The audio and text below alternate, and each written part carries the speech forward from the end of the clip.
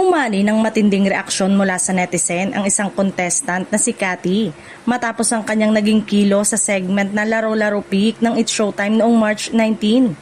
Marami ang nakapansin umano sa kanyang reaksyon nang hindi masunod ang nais niyang desisyon sa laro, dahilan para bansagan siyang ungrateful ng ilang viewers. Sa naturang episode, nagwagi si Ayon Perez at nabigyan ng pagkakataong pumili ng contestant na maaaring mag-uwi ng 450,000 o ng siguradong 40,000 pesos sa pamamagitan ng lipat. Nabunot niya si Cathy na agad nag-express ng kagustuhang piliin ang pot. Kahit pa aminado si Ayon na hindi siya kumpiyansa sa pagsagot ng jackpot question. Mas naging kapansin-pasin ang sitwasyon ng pati ang anak ni Cathy na si Misha ay nagpahayag na hindi umano sapat ang 40,000 pesos para sa kanila.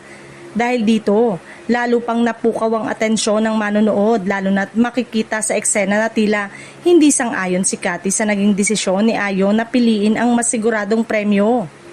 Sa kabila ng pressure, nanindigan si Ayon sa kanyang desisyon at pinili ang lipat na nagresulta sa pag-uwi ni Cathy ng 40,000 pesos. Nang mabasa ang jackpot question, napatunayang hindi rin ito masasagot kaya marami ang nagsabing tama lamang naging hakbang ng host.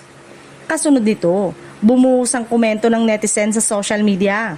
Marami ang nagsabing dapat ay nagpasalamat na lamang ang contestant sa halagang kanyang nakuha. Habang ang iba naman ay nadismaya sa umano'y ipinakitang reaksyon at body language nito sa harap ng kamera.